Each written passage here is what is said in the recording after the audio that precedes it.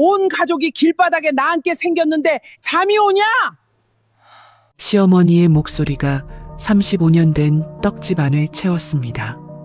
일주일 뒤면 떡집은 물론 집까지 넘어갈 상황이었어요. 가족들은 배달차를 팔고 친척들에게 돈을 빌리겠다며 발을 동동 굴렀습니다. 그런데 며느리 윤지혜만 달랐어요. 늦잠을 자고 내려와 냉장고 문부터 열었습니다. 어머니 오늘 점심 메뉴는 뭐예요? 며느리는 우유를 한 모금 마신 뒤 가게 구석 의자에 누웠어요. 그리고 아무 일도 없다는 듯 다시 잠에 들었죠. 저렇게 속 편한 며느리도 없을 거다. 하지만 그들은 몰랐습니다. 저렇게 잠만 자는 속 편한 며느리가 누구도 보지 못한 것들을 이미 찾아냈다는 걸요. 그리고 며칠 후 텅 비어있던 떡집 문 밖에는 골목 끝까지 긴 줄이 늘어섰습니다. 과연 매일 낮잠만 자던 며느리는 어떻게 무너져가던 떡집을 살려낸 걸까요? 사연을 시작하기 전 구독과 좋아요 부탁드리고 지금 어디에서 듣고 계신지도 댓글로 남겨주시면 계신 곳에 언제나 건강과 평안이 가득하시길 바라겠습니다. 그럼 오늘의 사연 시작합니다. 월요일 아침 7시 복순떡집 유리문에 채권관리업체가 보낸 빨간 종이 한 장이 붙었습니다. 풀이 채 마르기도 전에 종이 귀퉁이가 바람에 들려 파닥거렸어요. 오복수는 그 소리가 신경 쓰였는지 손바닥으로 귀퉁이를 몇 번이나 눌러붙였습니다. 압류예정 안내문. 가게 안쪽에서 바라보니 6글자가 좌우로 뒤집혀 보였죠. 건물주 김동식은 유리문 앞에 서서 손목시계를 확인했습니다. 다음 주 월요일 오후 3시입니다. 그때까지 연체금이 정리되지 않으면 저도 절차대로 갈 수밖에 없습니다. 옆에 서 있던 재료상 최만석이 헛기침을 하며 종이 봉투를 꺼냈어요. 미수금 내역서가 든 봉투는 손 안에서 자꾸 구겨졌습니다. 사장님, 저도 15년 거래한 정이 있어서 여태 기다린 겁니다. 그런데 저희도 이번 달 결제를 못했어요. 복수는 앞치마에 손을 문지르며 두 사람 사이에 섰습니다. 일주일만요. 딱 일주일만 주시면 어떻게든 만들어 보겠습니다. 밀린 임대료와 재료비, 기계 할부금, 여기에 집을 담보로 받은 대출까지 더하면 빚은 4억 3천만 원이었어요. 다음 주 월요일까지 막아야 할 연체금만 1억 원이었습니다. 김동식과 최만석이 나가고 유리문이 닫혔습니다. 가게 안에는 빨간 종이가 파닥거리는 소리만 남았어요. 남편 박정우는 배달차 열쇠를 손에 쥔 채 창밖을 바라봤습니다. 차부터 내놓을게요. 중고로 넘기면 800은 받을 거예요. 신우이 박미선은 벌써 휴대전화를 귀에 붙이고 있었어요. 세 번째 통화가 끝나자 전화기를 조리대 위에 엎어놓았습니다. 큰 집도 못 준대. 다들 어렵다는 말만 하네. 그때 계단 위에서 슬리퍼 끄는 소리가 들렸습니다. 윤지혜가 잠옷 차림으로 내려왔어요. 머리는 하나로 대충 묶여 있었고 눈은 아직 반쯤 감겨 있었죠. 지혜는 탁자 위에 놓인 통지서를 집어들었습니다. 종이가 손안에서 한번 펴졌다가 다시 내려왔어요. 읽는데 걸린 시간은 10초가 될까 말까 했습니다. 그러고는 냉장고 문을 열었습니다. 차가운 공기가 새어나오면서 지혜의 앞머리가 살짝 흔들렸어요. 어머니, 오늘 점심 메뉴는 뭐예요? 가게 안의 모든 움직임이 멈췄습니다. 미선이 조리대를 짚으며 몸을 돌렸어요. 집도 가게도 다 넘어가게 생겼는데 지금 점심이 궁금해? 지혜는 냉장고 안쪽 칸을 살피며 대답했습니다. 아침을 못 먹어서요. 김치찌개 하실 거면 제가 계란말이 할게요. 복순의 손바닥이 탁자를 내리쳤습니다. 탁자 위에 있던 통지서가 공중으로 튀었다가 바닥으로 떨어졌어요. 먹을 궁리할 시간에 떡 하나라도 더 만들 생각은 안 드니? 지혜는 우유를 컵에 따라 반쯤 마셨습니다. 컵을 개수대 안에 내려놓은 뒤 가게 구석 접이의자로 걸어갔어요. 등받이에 걸쳐져 있던 담요는 절반쯤 바닥으로 흘러내려 있었습니다. 아무도 담요를 올려주지 않았어요. 지혜가 팔을 뻗어 담요 끝을 잡았습니다. 그리고 자기 어깨까지 천천히 끌어올렸죠. 담요는 원래 무슨 색이었는지 모를 만큼 발에 있었고 모서리 한쪽에서는 실밥이 길게 풀려 나와 있었습니다. 복순이 그 모습을 보며 혀를 찼어요. 저렇게 속 편한 며느리도 없을 거다. 미선이 앞치마 끈을 묶으며 말을 받았습니다. 내버려둬, 엄마. 어차피 있어도 도움 안 되는 사람이야. 정우는 무언가 말하려다 입을 다물었습니다. 배달차 열쇠만 주머니에 넣고 가게 밖으로 나갔어요. 지혜는 눈을 감기 전 바닥에 떨어진 통지서 쪽으로 고개를 한번 돌렸습니다. 다음 주 월요일이면 아직 일주일 남았네요. 가족들에게 그 말은 태평한 소리로만 들렸습니다. 그런데 담요 아래에서 지혜의 검지가 천천히 움직이고 있었어요. 일정한 간격으로 담요 끝을 두드리다가 멈추고 잠시 뒤 다시 움직였습니다. 가족들에게는 잠버릇처럼 보였죠. 새벽 3시 복순떡집 불이 켜졌습니다. 복순은 쌀을 씻어 안쳤고 정우는 떡시루를 옮겼어요. 시루를 내려놓을 때마다 낡은 손잡이에서 쇳소리가 났습니다. 방앗간 기계가 돌아가기 시작하자 뜨거운 김이 천장까지 올라갔어요. 그 아래에서 복순과 정우는 말없이 손만 움직였습니다. 미선은 휴대전화로 포장업체 사이트를 넘겨보고 있었어요. 엄마, 이거 봐. 금박 상자에 리본까지 달면 단가를 2배로 받을 수 있어. 고급스럽게 가야 팔린다니까. 복수는 쌀을 안 치며 고개를 끄덕였습니다. 오전 10시가 넘어도 지혜의 방문은 닫혀 있었어요. 11시가 되어서야 지혜가 계단을 내려왔습니다. 아침 겸 점심을 먹고 자기 그릇을 씻은 뒤 다시 구석 의자로 가서 담요를 덮었어요.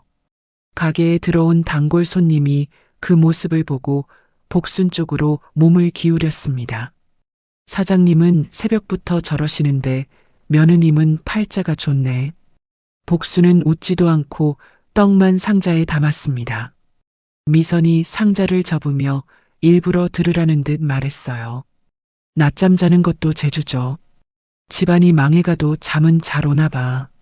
지혜는 대답하지 않았습니다. 담요 아래에서 몸을 반대쪽으로 돌렸을 뿐이었어요. 그날 오후 2시 가게 전화가 울렸습니다. 호텔 행사 대행업체였어요. 주말 행사에 사용할 떡 500상자. 주문 금액은 2천만 원이 넘었습니다. 미선은 전화를 끊자마자 소리를 질렀어요. 엄마, 500상자래. 2천만 원. 복순의 손에서는 물기가 뚝뚝 떨어지고 있었습니다. 앞치마에 닦을 생각도 못한 채 그대로 서 있었어요. 연체금 1억 중에 이걸로 얼마를 막을 수 있니? 이거 2번만 더 받으면 되잖아. 엄마, 하늘이 도운 거야. 계약서 사본이 팩스로 들어왔습니다. 미선은 종이가 다 나오기도 전에 잡아당겨 탁자 위에 펼쳐놓았어요. 그때 구석 의자에서 담요가 거치는 소리가 났습니다. 지혜가 일어나 탁자로 걸어왔어요. 계약서를 집어든 지혜는 통지서를 읽을 때보다 조금 오래 종이를 바라봤습니다. 눈동자가 위아래로 몇 번 움직였어요. 무료 배송, 고급 포장 필수, 상자당 사은품 추가 증정, 행사 종료 후 미개봉분 반품 가능. 지혜의 시선이 그 네 줄에서 멈췄습니다. 평소 흐릿하던 눈빛이 잠깐 또렷해졌어요. 이 주문은 안 받으시는 게 좋으실 텐데요. 미선이 지혜의 손에서 계약서를 빼앗듯이 가져갔습니다. 내가 떡 장사를 뭘 안다고 그래. 복순도 지혜 앞으로 다가섰어요. 이거 하나만 제대로 끝내면 급한 돈부터 막을 수 있어. 지금 찬물 끼얹지 마라. 지혜는 목소리를 높이지 않았습니다. 많이 팔수록 손해가 커지는 조건이 붙어 있어요. 여기 이 네 줄이요. 미선은 계약서를 반으로 접어버렸습니다. 손해는 무슨 손해야. 2천만 원이 어디서 굴러 들어오는 돈인 줄 알아? 지혜는 복순과 미선을 한 번씩 바라봤어요. 억지로 계약서를 다시 펼치거나 설득하려 하지는 않았습니다. 안 받으시는 게 좋다고 저는 분명히 말씀드렸어요. 복순이 등을 돌리며 말했습니다. 괜히 재수 없는 소리 하지 말고 들어가서 잠이나 자. 지혜는 고개를 한번 끄덕였어요. 결정은 어머니가 하시는 거니까요. 지혜는 다시 구석 의자로 돌아갔습니다. 담요를 어깨까지 끌어올리고 눈을 감았어요. 그날 밤부터 가게 불은 꺼지지 않았습니다.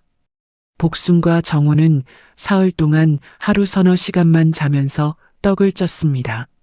미선은 금박 상자를 접다가 손끝이 베었어요. 세 사람이 오가는 발소리 사이에서 지혜는 계속 자고 있었습니다. 목요일 오후 떡 500상자가 호텔 행사장 로비에 도착했습니다. 행사 담당자는 상자를 하나 열어보더니 미선을 불렀어요. 견본이랑 색이 다른데요.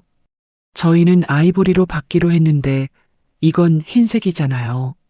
미선의 얼굴이 굳었습니다. 업체에서 아이보리가 품절이라고 해서요. 거의 똑같은 색인데요. 거의 똑같은 것과 똑같은 것은 다르죠. 이러면 저희도 곤란합니다. 결국 계약서에 적힌 대로 처리됐습니다. 색상 불일치를 이유로 단가가 깎였어요. 상자마다 들어가야 할 사은품도 추가로 나갔습니다. 무료 배송 조건 때문에 차량 2대를 더 빌렸고 포장 인력도 하루치 급하게 불러야 했어요. 그래도 대금은 들어왔습니다. 통장에 찍힌 숫자를 확인한 미선이 손뼉을 쳤어요. 엄마 봐. 내가 뭘 했어. 이런 게 장사지. 복순도 그날 처음으로 입가를 풀었습니다. 밤 11시 정우가 탁자 위에 영수증을 늘어놓고 계산기를 두드리기 시작했어요. 재료비를 빼고 포장비를 빼고 인건비와 차량 대여비를 빼고 깎인 금액과 사은품 비용까지 뺐습니다. 계산기 위에서 정우의 손가락이 멈췄어요. 정우는 처음부터 숫자를 다시 입력했습니다. 같은 결과가 나왔습니다. 엄마. 복순이 정우 옆으로 다가왔어요. 계산기 화면 맨 앞에는 빨간 마이너스 표시가 떠 있었습니다. 손실액은 600만 원이었어요. 복순은 화면을 바라보다가 장부를 펼쳤습니다. 장부를 보다가 다시 계산기를 봤어요. 그러다 다리에 힘이 풀린 듯 의자에 주저앉았습니다. 이렇게 많이 팔았는데 왜 돈이 없어? 미선이 계산기를 빼앗아 직접 숫자를 눌러봤습니다. 하지만 결과는 바뀌지 않았어요. 그때 구석 의자에서 담요가 거치는 소리가 들렸습니다. 지혜가 몸을 일으켜 탁자로 걸어왔어요. 정우가 고개를 들었습니다. 당신은 처음부터 이렇게 될 줄 알았어? 지혜는 이번에는 시선을 피하지 않았습니다. 계약서를 다시 펼쳐 탁자 한가운데 놓았어요. 그 옆에는 영수증을 종류별로 나누어 늘어놓았습니다. 포장비 영수증, 차량비 영수증, 사은품 영수증. 지혜의 손끝이 종이 위를 짚으며 천천히 움직였어요. 목소리도 낮에 듣던 것과 달랐습니다. 판매 금액만 보면 커 보여요. 그런데 이 주문은 많이 팔수록 손해가 커지는 구조였어요. 지혜가 첫 번째 영수증을 짚었습니다. 상자 하나에 들어간 포장비가 판매가의 30%예요. 여기 금박 상자와 리본 비용이요. 손끝이 두 번째 줄로 옮겨갔습니다. 무료 배송 조건이 붙어 있어서 주문량이 늘어날수록 차량비도 같이 늘어났어요. 그래서 500상자에 차 2대가 더 들어간 거예요. 세 번째 줄, 여기에 상자마다 사은품이 나갔고 색상 문제로 판매 단가까지 깎였죠. 지혜는 계산기 옆에 손가락을 멈췄습니다. 전부 더하면 상자 하나를 팔 때마다 12,000원씩 손해예요. 정우가 계산기를 다시 두드렸어요. 12,000원 곱하기 500. 600만 원. 정우의 손이 계산기에서 떨어졌습니다. 지혜는 가족을 탓하지 않았어요. 이미 끝난 주문은 돌릴 수 없어요. 하지만 지금이라도 이 구조는 끊어야 해요. 지혜가 계약서의 네 줄을 안쪽으로 접었습니다. 같은 주문을 한 번 더 받으면 가게는 더 빨리 무너져요. 복수는 장부 위에 손을 얹은 채 아무 말도 하지 못했습니다. 미선의 입술이 몇 번 움직이다가 멈췄어요. 잠시 뒤 미선이 고개를 돌렸습니다. 계산 몇 번 마쳤다고 장사꾼 다 된 줄 아니? 지혜는 대답하지 않았습니다. 탁자 위에 놓인 장부 한 권만 집어들었어요. 계단을 올라가는 슬리퍼 소리가 천천히 멀어졌습니다. 방으로 들어간 지혜는 스탠드를 켰어요. 책상 위에 장부를 펼친 뒤 메모지 한 장을 꺼냈습니다. 그리고 짧게 적었어요. 많이 팔수록 손해가 커지는 구조. 지혜는 그 종이를 책상 옆 벽에 테이프로 붙였습니다. 벽에는 아직 그 한 장뿐이었습니다. 금요일 정오였습니다. 지혜가 장부를 들고 가게로 내려왔어요. 계단을 모두 내려온 지혜는 벽에 걸린 메뉴판 앞에 섰습니다. 세로로 긴 나무판 위에는 떡 이름 24개가 빼곡하게 붙어 있었어요. 복순이 가게를 처음 열었을 때부터 팔던 떡도 있었고 손님 한두 명의 부탁으로 새롭게 만든 떡도 있었죠. 오래된 이름표는 먹물이 번져 있었고 나중에 끼운 이름표는 종이색부터 달랐습니다. 지혜는 장부를 왼손에 들었어요. 오른손 검지로 메뉴 이름을 하나씩 짚었습니다. 이름을 확인하고 장부의 숫자를 보고 다시 메뉴판을 바라봤어요. 확인이 끝날 때마다 이름표 하나가 나무판에서 빠졌습니다. 하나, 또 하나. 빠진 이름표는 지혜의 앞치마 주머니 안으로 들어갔어요. 7번째 이름표가 빠졌을 때였습니다. 상자를 정리하던 미선이 다급히 달려와 지혜의 손목을 잡았어요. 지금 뭐 하는 거야? 지혜는 손목을 빼려 하지 않았습니다. 팔수록 손해가 나는 떡을 빼고 있어요. 뭘 빼? 미선의 손에 힘이 들어갔어요. 이게 다 우리 엄마가 30년 넘게 만든 거야. 지혜는 잡힌 손을 그대로 둔 채 장부를 미선 쪽으로 돌렸습니다. 작년 판매량과 재료비, 폐기량이에요. 장부에는 날짜와 품목, 판매 수량이 작은 글씨로 빼곡하게 적혀 있었어요. 이 중 18개는 만들 때마다 돈이 줄어요. 미선이 장부를 내려다봤습니다. 하지만 줄이 너무 많았어요. 비슷해 보이는 숫자가 몇 장에 걸쳐 이어지자 미선의 시선이 장부 위를 헤맸죠. 결국 미선은 지혜의 손목을 놓았습니다. 숫자 몇 줄 보고 30년 메뉴를 없애겠다는 거야? 지혜는 대답 대신 다시 메뉴판으로 손을 뻗었어요. 이름표가 하나씩 빠졌습니다. 18개가 사라지고 6개만 남았어요. 쑥콩떡, 꿀찰떡, 흑임자경단, 무지개설기, 인절미, 모둠송편. 지혜는 남은 6개의 이름표를 눈높이에 맞춰 다시 배열했습니다. 그리고 메뉴판 아래에 새 종이 한 장을 붙였어요. 무료 배달 중단, 외상거래 중단, 단체 주문은 예약금 50%.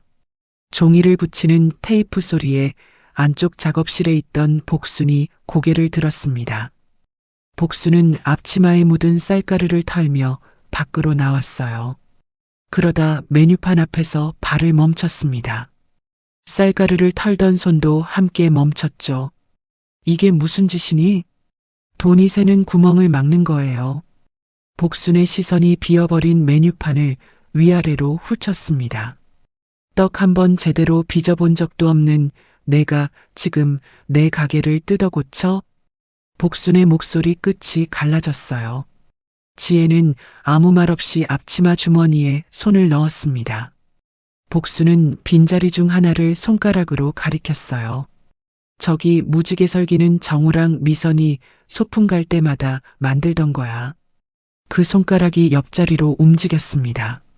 저 계피떡은 내 시아버지가 제일 좋아했고, 복수는 메뉴판의 빈칸을 하나씩 바라봤어요. 내가 32살에 이 가게를 열어서 하나씩 늘린 거다. 손님이 한 번만 더 만들어 달라고 해도 이름을 붙여 올렸어. 지혜가 주머니에서 이름표 하나를 꺼냈습니다. 계피떡? 먹물이 번진 세 글자가 낡은 나무 조각 위에 남아 있었어요. 지혜는 그것을 복순의 손바닥 위에 올려놓았습니다. 버리는 거 아니에요. 복순의 손가락이 이름표를 감쌌어요. 여기 있어요. 지혜는 메뉴판을 돌아봤습니다. 맛을 없애자는 것도 아니고요. 지혜가 장부의 한 줄을 짚었어요. 지금 24가지를 모두 만들려면 어머니가 새벽 3시에 나오셔야 해요. 다음 줄로 손끝이 내려갔습니다. 그렇게 만든 떡 중 절반은 저녁에 남고요. 계피떡 이름표를 쥔 복순의 손이 천천히 내려갔어요. 남은 떡은 버리지만 쌀값과 콩값은 사라지지 않아요. 어머니가 일한 시간도 돌아오지 않고요. 복순의 입술이 굳었습니다. 장사는 숫자로만 하는 게 아니다. 지혜는 맞서지 않았어요. 한 걸음 뒤로 물러섰습니다. 이틀만 해보세요. 뭘 해보라는 거니? 6가지만 팔아보는 거요. 지혜는 메뉴판 아래 붙인 종이를 손바닥으로 한번 눌렀습니다. 이틀 뒤에도 남은 돈이 더 줄어 있으면 제가 직접 원래대로 돌려놓을게요. 복수는 대답하지 않았어요. 계피떡 이름표를 앞치마 주머니 안에 넣고 안쪽 작업실로 돌아갔습니다. 그날부터 손님들의 항의가 이어졌어요. 왜 그 떡은 안 만들어요? 나 그거 사러 여기까지 온 건데. 평생 외상으로 가져갔는데 갑자기 안 된다니. 이게 무슨 소리야? 손님들은 빈손으로 돌아가거나 남은 6가지 중 하나를 마지못해 골랐습니다. 첫날 매출은 전날의 절반으로 떨어졌어요. 복수는 계산대 옆에 선 채 손님들이 나가는 뒷모습을 계속 바라봤습니다. 손님이 문을 열 때마다 유리문 위에 방울이 울렸죠. 딸랑, 딸랑. 그 소리가 날 때마다 복순의 손가락이 계산대 모서리를 두드렸어요. 미선은 빈 진열대를 가리키며 지혜에게 소리쳤습니다. 이래도 내 방식이 맞아? 가게에 떡도 없고 손님도 없잖아. 지혜는 진열대에 남은 떡의 개수만 확인했어요. 오늘은 버리는 떡이 없겠네요. 손님이 없으니까 그렇지. 토요일까지도 손님 수는 돌아오지 않았습니다. 복수는 가게 문을 닫으며 한숨 대신 주머니 속 이름표만 만졌어요. 하지만 그날 밤 정산을 시작한 정우는 계산기 앞에서 손을 멈췄습니다. 매출을 적고 재료비를 빼고 하루 동안 버린 떡의 수량을 확인했어요. 계산기를 두드리던 정우의 손이 멈췄습니다. 정우는 전날 적어둔 숫자와 오늘 숫자를 나란히 놓았어요. 매출은 줄어 있었습니다. 그런데 통 안에 남은 현금은 전날보다 많았어요. 정우는 돈을 다시 셌습니다. 10,000원짜리를 모으고 5,000원짜리를 나누고 동전까지 한쪽으로 밀어놓았어요. 결과는 같았습니다. 덜 팔았는데 돈이 더 남았어. 정우가 고개를 들었습니다. 지혜는 가게 구석 접이의자에 누워 있었어요. 낡은 담요가 턱 아래까지 올라와 있었습니다. 지혜는 눈을 뜨지 않은 채 대답했어요. 손해보는 매출이 빠졌으니까요. 정우는 계산기를 내려놓았습니다. 매출액과 남은 현금을 번갈아 바라봤어요. 16시간을 일해도 남지 않던 돈이 덜 만들고 덜 팔자 처음으로 통 안에 남아 있었죠. 그날 밤 지혜의 방벽에 두 번째 메모가 붙었습니다. 24가지 중 실제 이익 상품 6가지. 첫 번째 메모 옆이었어요.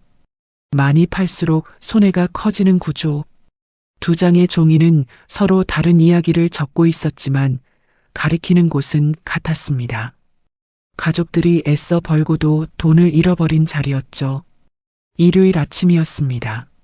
정우는 지혜가 가져간 장부를 찾으러 방으로 올라갔어요. 방문은 반쯤 열려 있었습니다. 지혜는 아래층에 내려가 있었고 책상 위에는 계산기와 메모지만 남아 있었죠.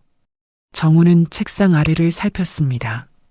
몸을 숙인 채 안쪽으로 손을 뻗다가 어깨로 상자 하나를 건드렸어요. 상자가 옆으로 넘어졌습니다. 뚜껑이 열리면서 안에 있던 물건들이 바닥으로 쏟아졌어요. 낡은 서류 봉투, 접힌 신문지 몇 장, 그리고 모서리가 깨진 아크릴 상패 하나였습니다. 정우는 상패를 먼저 집었어요. 받침에 붙은 금색 명판은 오래되어 군데군데 벗겨져 있었습니다. 정우가 창가 쪽으로 상패를 기울였어요. 빛을 받은 글씨 몇 개가 겨우 드러났습니다. 경영분석 부문 우수상.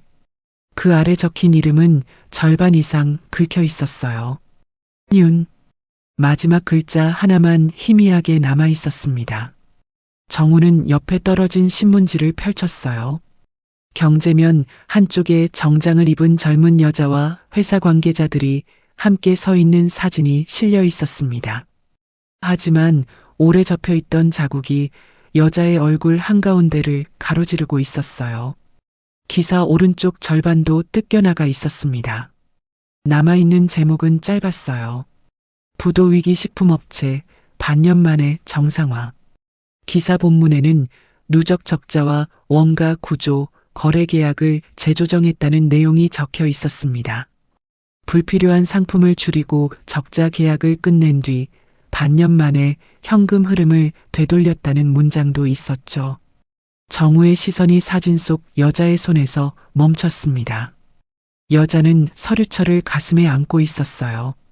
엄지손가락으로 종이 모서리를 누르는 모양이 지혜와 닮아 있었습니다. 정우가 사진을 빛 쪽으로 들어 올렸어요. 그때 방문이 열렸습니다. 지혜가 문틀에 서서 바닥을 내려다봤어요. 정우는 신문지를 든 채 아내를 바라봤습니다. 이 사람 당신이야? 지혜는 바로 대답하지 않았어요. 방 안으로 들어와 바닥에 떨어진 상패를 먼저 집었습니다. 손등으로 먼지를 한번 닦았죠. 이런 일을 했던 거야? 지혜는 정우의 손에서 신문지를 받아 천천히 접었습니다. 오래전 일이야. 오래전이면 없던 일이 돼?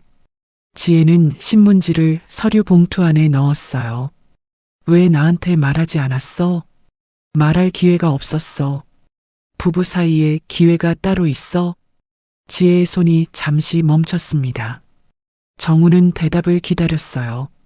지혜는 상패를 상자 안에 눕히며 말했습니다. 당신은 내가 회사에서 숫자를 보는 일을 했다는 것까지만 물었어. 상패 위에 신문지가 덮였어요. 그 다음은 묻지 않았고 정우의 입이 다물렸습니다. 결혼 전 지혜가 어떤 일을 했는지 물었던 날이 떠올랐어요. 회사에서 숫자 보는 일. 지혜가 그렇게 대답했고 정우는 더 묻지 않았습니다. 그때는 그 말이면 충분하다고 생각했죠. 정우는 상자 안쪽에 남은 서류를 바라봤습니다. 왜 그만뒀어? 상자 뚜껑을 닫던 지혜의 손이 멈췄어요. 지혜는 잠시 손가락을 뚜껑 위에 올려두었습니다. 회사를 살릴 때마다 누군가는 회사를 나가야 했어. 지혜가 상자 뚜껑을 닫았습니다. 내가 만든 표 속 숫자가 사람 이름이라는 걸 알고 나서는 다시 그런 일을 하고 싶지 않았어. 정우는 더 묻지 못했습니다. 방 안에는 상자가 바닥을 긁는 소리만 남았어요. 잠시 뒤 정우가 물었습니다. 우리 가게도 살릴 수 있어? 지혜는 바로 대답하지 않았어요. 책상 옆 벽에 붙은 메모 2장을 바라봤습니다. 방법은 보여. 정우가 한 걸음 다가왔어요. 그럼 하면 되잖아. 숫자보다 어려운 게 있어. 뭔데? 지혜가 정우를 바라봤습니다. 어머니와 누나가 자기 방식이 틀렸을 수도 있다는 걸 받아들이는 것. 정우의 시선이 벽으로 향했어요. 많이 팔수록 손해가 커지는 구조. 24가지 중 실제 이익 상품 6가지. 2장의 메모는 복순이 평생 옳다고 믿어온 방식과 정반대에 놓여 있었습니다. 말하면 되잖아. 정우의 말에 지혜가 고개를 저었어요. 35년을 그렇게 살아온 분한테 틀렸다고 인정하라는 거잖아. 지혜는 침대 위에 놓인 담요를 정리했습니다. 나 같아도 쉽지 않을 거야. 정우는 그제야 상자보다 벽에 붙은 메모를 오래 바라봤습니다. 지혜가 말을 하지 않았던 게 아니었어요. 상대가 들을 수 있을 때까지 말을 아끼고 있었던 거죠. 아래층에서 미선의 목소리가 들려왔습니다. 엄마, 그 며느리 오늘도 자? 정우는 문 밖으로 나가다가 책상 아래 상자를 한번 돌아봤어요. 그리고 방문을 조용히 닫았습니다. 같은 날 오전이었습니다. 정우가 정산표와 계산기를 탁자 위에 올려놓았어요. 복순과 미선이 맞은편에 앉았습니다. 지혜는 아직 내려오지 않았어요. 정우는 금요일과 토요일의 매출액을 나란히 적었습니다. 금요일 매출, 토요일 매출. 2 숫자는 메뉴를 줄이기 전보다 절반 가까이 작았어요. 미선이 종이를 내려다보며 입꼬리를 비틀었습니다. 마, 내가 뭘 했어. 매출이 반으로 떨어졌잖아. 정우는 대답하지 않고 아래쪽 숫자를 짚었어요. 재료비, 포장비, 폐기 손실, 배달비, 각 항목을 뺀 뒤 실제로 남은 금액이 적혀 있었습니다. 정우가 계산기 화면을 2 사람 쪽으로 돌렸어요. 이번만큼은 지혜 말을 믿어보자. 미선이 팔짱을 꼈습니다. 고작 이틀 해보고 뭘 믿어? 그 이틀 동안 처음으로 돈이 남았잖아. 몇십만 원 남은 걸로 가게가 살아나? 정우의 손가락이 계산기 옆에서 멈췄어요. 몇십만 원이라도 남는 게 어디야. 정우는 전날 손실 계산이 적힌 장부를 펼쳤습니다. 우리는 2천만 원을 팔고 600만 원을 잃었어. 미선의 입이 다물렸어요. 지금은 매출이 반으로 줄었는데도 돈이 남았고, 복수는 정산표보다 아들의 얼굴을 바라봤습니다. 너까지 며느리 말만 들으라는 거니? 정우는 시선을 피하지 않았어요. 우리는 하루 16시간씩 일했어. 복순의 손이 탁자 위에서 멈췄습니다. 그런데도 빚이 4억 3천만 원까지 늘었잖아. 그 빚이 내 잘못이라는 거냐? 엄마 잘못이라고 하는 게 아니야. 정우는 목소리를 낮췄습니다. 우리가 해온 방식이 가게를 살리지 못했다는 거야. 복순의 손가락이 장부 모서리를 눌렀어요. 정우는 말을 이어갔습니다. 지혜는 이틀 만에 돈 세는 곳을 2군데나 막았어. 미선이 종이를 탁자 위로 밀었습니다. 회사에서 숫자 좀 봤다고 떡 장사까지 다 아는 건 아니야. 그 다른 떡 장사에서 지혜 말이 2번 맞았잖아. 2번 맞으면 가게를 다 맡겨? 틀린 우리 방식만 고치자는 거잖아. 복순이 자리에서 일어났습니다. 의자 다리가 바닥을 긁는 소리가 났어요. 복순은 정산표를 접지도 치우지도 않았습니다. 말없이 안쪽 작업실로 들어갔어요. 잠시 뒤 쟁반 하나를 들고 나왔습니다. 쟁반에는 쑥콩떡이 6개 놓여 있었어요. 초록빛 반죽 사이로 삶은 콩이 불규칙하게 박혀 있었습니다. 복수는 쟁반을 탁자 위에 내려놓았어요. 이건 이번 주까지만 만들고 뺄란다. 미선이 쟁반을 바라봤습니다. 왜? 6가지 남긴데 이것도 들어가 있잖아. 손이 제일 많이 가. 복순이 떡 하나를 집었습니다. 손가락으로 가운데를 눌러 반으로 갈랐어요. 떡 사이에서 희미한 쑥 향이 올라왔습니다. 쑥을 삶아서 물기를 빼야지. 콩은 따로 삶아야지. 반죽에 넣는 시간도 맞춰야지. 복수는 반으로 갈은 떡을 쟁반 위에 내려놓았어요. 내가 좋아서 만든 거다. 그 말 뒤에 잠시 틈이 생겼습니다. 손님이 찾은 적은 별로 없어. 복수는 쟁반을 보지 않았어요. 자신이 가장 오래 만든 떡을 스스로 메뉴에서 빼겠다고 말하면서도 손은 앞치마 끝을 계속 접고 있었죠. 그때 계단에서 슬리퍼 끄는 소리가 들렸습니다. 지혜가 잠이 덜 깬 얼굴로 내려왔어요. 지혜는 아무 말 없이 탁자 앞으로 걸어왔습니다. 쟁반 위에 떡 한 조각을 집었어요. 입에 넣고 천천히 씹었습니다. 씹는 시간이 길었어요. 미선이 팔짱을 낀 채 물었습니다. 또 뭐라고 하려고? 지혜는 대답하지 않았습니다. 쑥 향이 사라질 때까지 떡을 씹었어요. 그리고 복순을 바라봤습니다. 이건 빼면 안 돼요. 복순의 눈썹이 움직였어요. 왜 안 되니? 안 팔린다니까. 지혜는 쟁반 위에 남은 떡들을 바라봤습니다.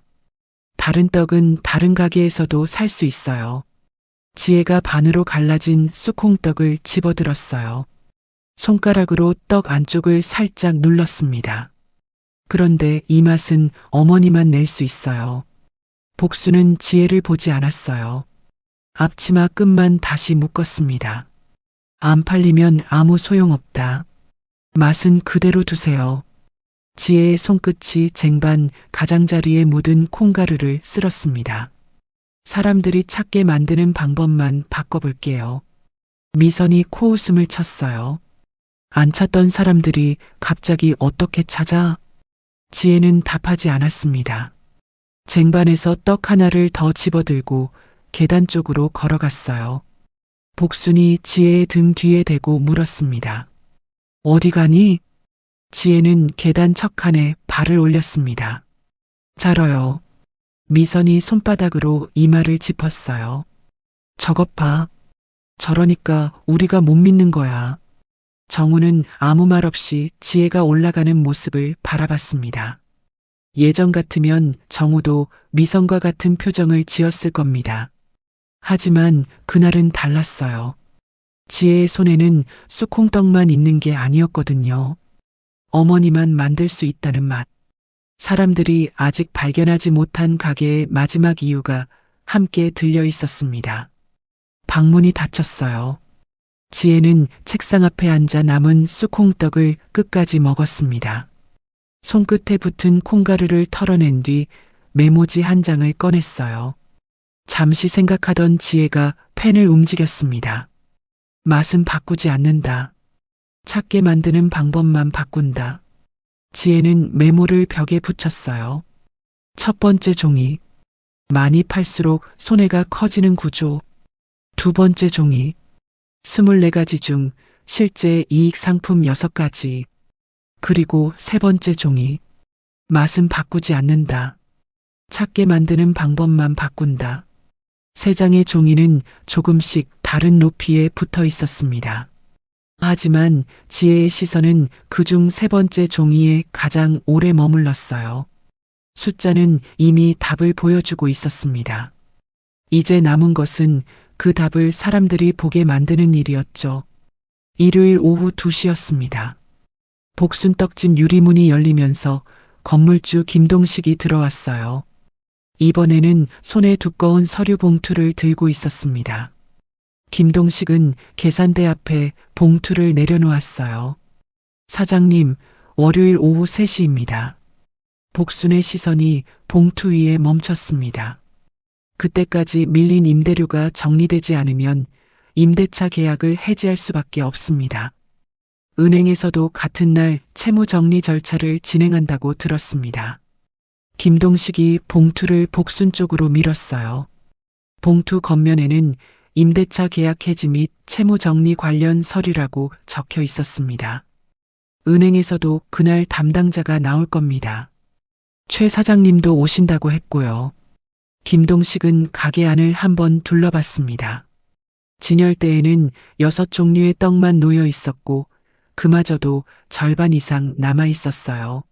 한자리에 앉아서 정리하는 게 서로 편할 겁니다. 유리문이 닫혔습니다. 문 위에 달린 작은 방울이 한번 흔들렸어요. 딸랑. 그 소리가 멎을 때까지 아무도 입을 열지 않았습니다. 복수는 봉투를 집어들었어요. 종이 안쪽에서 서류 모서리가 손바닥에 걸렸지만 봉투를 열지는 않았습니다. 정우가 서랍 안에서 통장을 꺼냈어요. 통장에는 배달차를 판 돈과 며칠 동안 남긴 매출이 함께 찍혀 있었습니다. 전부 합쳐도 300만 원이 조금 넘었어요. 당장 막아야 할 돈에는 턱없이 모자랐습니다. 아직 9,700만 원이 비어 있었죠. 미선이 통장 숫자를 내려다봤어요.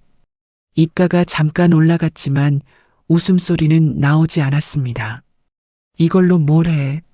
미선은 통장을 탁자 위로 밀었습니다. 차까지 팔았는데 고작 이거야. 그때 계단에서 슬리퍼 끄는 소리가 들렸어요. 지혜가 내려와 탁자 앞에 섰습니다. 통장을 집어든 지혜는 잔액을 한번 확인했어요. 이 돈 제가 쓸게요. 미선이 곧바로 통장을 빼앗았습니다. 뭘 쓴다는 거야? 미선의 손가락이 통장 표지를 눌렀어요. 우리한테 마지막으로 남은 돈이야. 쑥콩떡 재료를 살 거예요. 지혜는 접어둔 메모지 한 장을 탁자 위에 펼쳤습니다. 쑥, 콩, 한입 크기 떡틀, 무지 소포장 상자, 예약 주문 스티커, 떡시루 수리비, 포장지 인쇄. 미선의 시선이 목록을 따라 내려갔어요. 마지막 줄까지 읽은 뒤 손등으로 종이를 쳤습니다.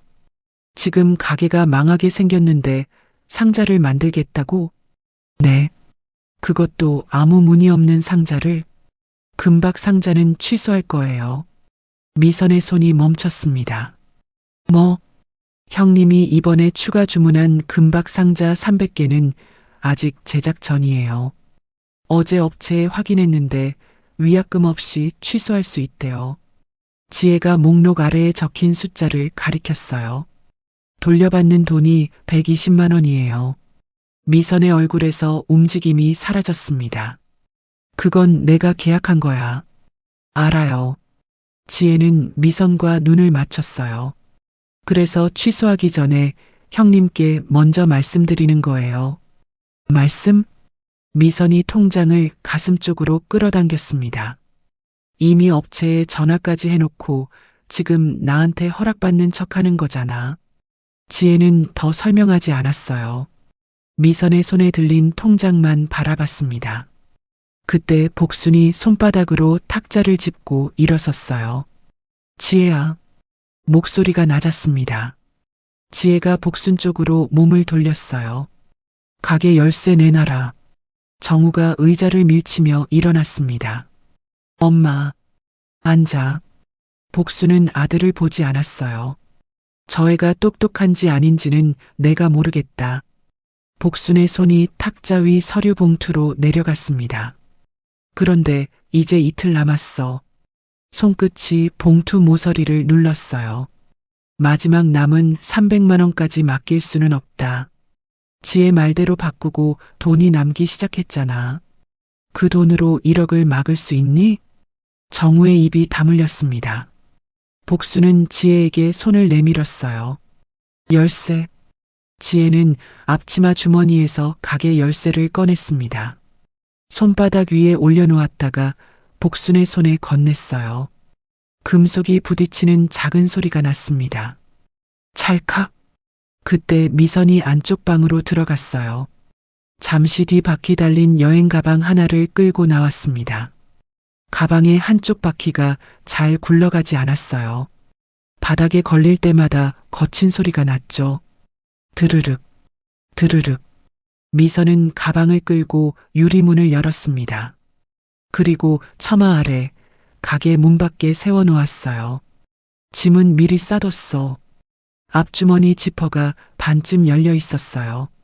어차피 월요일이면 우리도 다 나가야 하잖아. 정우가 가방 손잡이를 잡았습니다. 이걸 왜 내가 마음대로 꺼내? 정우가 가방을 다시 들려하자 복순이 아들의 팔을 붙잡았어요. 놔둬라. 엄마, 놔두라고 했다. 정우의 손이 손잡이에서 떨어졌습니다. 지혜는 유리문 밖에 세워진 가방을 바라봤어요. 손잡이의 가죽은 군데군데 벗겨져 있었고 바닥 가까운 천에는 오래된 얼룩이 남아 있었습니다. 결혼할 때도 들고 왔던 가방이었죠. 지혜는 가방 앞에 잠시 서 있었습니다. 그러다 복순 쪽으로 몸을 돌렸어요. 어머니, 복순은 대답하지 않았습니다. 내일 오후 3시까지만 주세요. 복순의 눈썹이 움직였어요. 뭘 말이니? 내일 하루만 제 방식대로 해보게 해주세요. 지혜가 벽시계를 봤습니다. 초침이 2시 15분을 지나고 있었어요. 내일 오후 3시까지요. 복순은 지혜를 한동안 바라봤습니다. 그때까지 달라지는 게 없으면 더는 가게 일에 관여하지 않을게요. 지혜가 문 밖의 가방 쪽으로 시선을 돌렸어요. 그리고 저 가방도 제가 직접 들고 나가겠습니다. 가게 안이 조용해졌습니다. 미선은 팔짱을 낀 채 지혜를 바라봤어요. 정우는 문 밖의 가방과 어머니의 손을 번갈아 봤습니다. 복수는 앞치마 주머니 안에 손을 넣었어요. 조금 전 받아둔 가게 열쇠를 꺼냈습니다. 열쇠는 바로 지혜에게 건네지지 않았어요. 복순의 손 안에서 한동안 머물렀죠. 잠시 뒤 복순이 열쇠를 탁자 위에 내려놓았습니다. 내일 3시다. 지혜는 열쇠를 집어들었어요. 네. 그날 밤 10시. 지혜는 정우와 함께 재료시장에 다녀왔습니다. 두 사람의 손에는 쑥과 콩이 든 자루, 납작하게 접힌 무지 상자 묶음이 들려 있었어요. 미선은 계산대 뒤에서 그 물건들을 바라봤지만 묻지 않았습니다. 복순도 안쪽 방문을 열지 않았어요. 새벽 3시가 되기 전 복순이 아래층으로 내려왔습니다. 평소 같으면 가게 구석 의자에 지혜가 누워있을 시간이었어요. 하지만 의자 위의 낡은 담요는 네모나게 개켜져 있었습니다. 지혜는 이미 작업대 앞에 서 있었어요. 복순은 잠깐 발을 멈췄습니다. 그러고는 아무 말 없이 가스불을 켰어요. 큰 냄비에 물이 끓기 시작했습니다. 복순은 삶은 쑥을 찬물에 헹구고 두 손으로 물기를 짰어요. 주름진 손등 위로 초록 물이 흘러내렸습니다. 지혜는 그 옆에 서서 복순의 손을 바라봤어요. 왜 서 있니? 복순이 묻자 지혜가 휴대전화를 꺼냈습니다. 화면을 켜고 카메라를 열었어요. 복순의 손이 반죽 위에서 움직이는 모습이 화면 안으로 들어왔습니다. 물기 뺀 쑥을 넣고 손바닥으로 반죽을 누르고 삶은 콩을 고르게 뿌렸어요. 반죽을 접을 때마다 손가락 마디 사이에 쌀가루가 끼었습니다. 지혜의 카메라는 복순의 얼굴로 올라가지 않았어요. 오직 손만 따라갔습니다. 새벽 4시 15분. 창문 밖은 아직 어두웠고 주방 안에는 떡시루에서 올라오는 김이 가득했어요. 6시가 조금 넘어 미선이 가게로 나왔습니다. 미선은 작업대 앞에 선 지혜를 보고 멈췄어요. 지금 뭐 하는 거야? 지혜는 화면에서 눈을 떼지 않았습니다. 촬영하고 있어요. 가게가 넘어가게 생겼는데 영상 찍을 정신이 있어? 지혜는 카메라 각도를 조금 낮췄어요. 반죽을 접는 복순의 손이 화면 한가운데에 들어왔습니다. 얼굴은 안 나와요. 미선이 눈살을 찌푸렸어요. 뭐? 어머니 손만 있으면 돼요. 미선은 무슨 말인지 묻지 않았습니다. 복순도 카메라를 보지 않았어요. 다만 자신이 찍히고 있다는 것을 알면서도 손을 멈추지 않았습니다. 그 손은 35년 동안 같은 새벽을 지나온 손이었으니까요. 월요일 오전 7시였습니다. 촬영을 마친 지혜는 짧은 영상을 정리해 동네 커뮤니티와 짧은 영상 플랫폼 두 곳에 올렸어요. 2시간 뒤 복순떡집 진열대에는 6종류의 떡만 놓여 있었습니다. 한가운데에는 쑥콩떡이 자리 잡고 있었습니다. 전날까지 큼직하게 잘라 팔던 떡은 한 입 크기로 작아져 있었어요. 무지 상자 하나에 6개씩 담겼습니다. 상자를 감싼 얇은 포장지에는 짧은 문장 하나가 인쇄돼 있었어요. 매일 우리 가족이 먼저 먹어보고 내놓았습니다. 반듯한 인쇄 글씨가 아니었습니다. 글자마다 크기가 달랐고 마지막 획은 조금 위로 올라가 있었어요. 복순의 손글씨였죠. 복순은 포장지 한 장을 집어들었습니다. 손끝으로 문장을 천천히 따라갔어요. 이거 어디서 났니? 작년 명절 주문 받으실 때 쓰신 메모예요. 지혜가 진열대의 상자 간격을 맞추며 대답했습니다. 그때 사진으로 찍어뒀어요. 복수는 지혜를 바라봤습니다.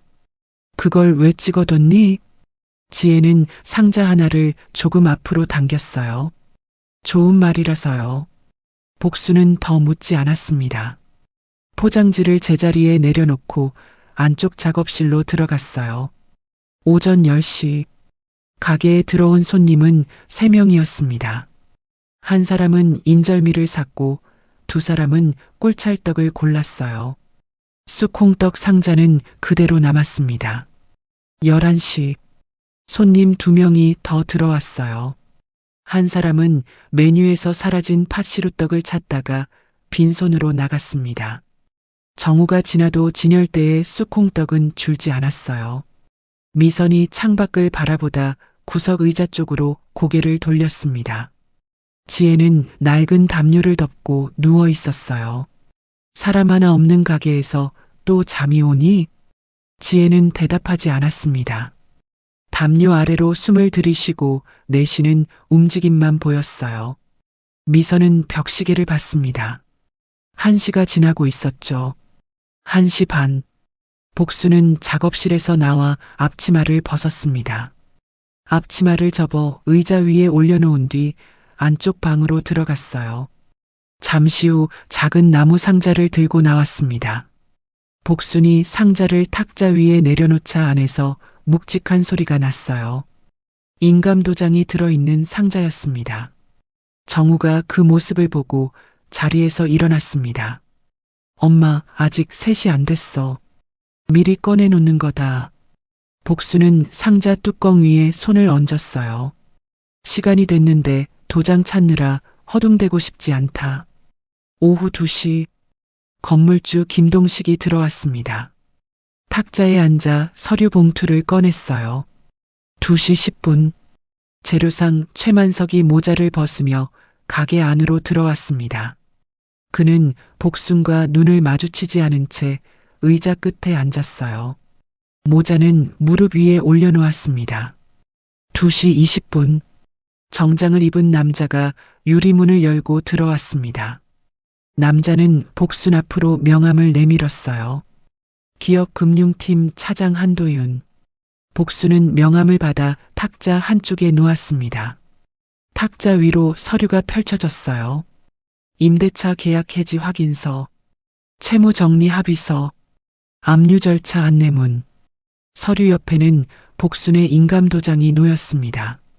붉은 인주통도 함께였어요. 미선은 창밖을 바라봤습니다. 골목에는 지나가는 사람조차 없었어요. 2시 40분 한도윤은 서류 내용을 복순에게 하나씩 설명했습니다. 복순은 문장 끝마다 고개를 끄덕였지만 종이를 넘기지는 않았어요. 2시 50분 한도윤이 마지막 서류를 앞으로 당기다가 고개를 들었습니다. 가게 구석의 접이의자가 눈에 들어왔어요. 낡은 담요 아래 누워있는 사람을 본 순간 한도윤의 손이 멈췄습니다. 볼펜 끝이 서류 위에 닿은 채 움직이지 않았어요. 한도윤은 눈을 가늘게 뜨고 의자 쪽을 바라봤습니다. 그러다 자리에서 일어났어요. 1걸음, 2걸음, 의자 앞에서 멈춰 섰습니다. 혹시 가족들의 시선이 한꺼번에 그쪽으로 향했어요. 한도윤은 담요 아래 보이는 지혜의 얼굴을 바라봤습니다. 윤지혜 팀장님 아니십니까? 담요 아래에서 지혜의 눈이 열렸어요.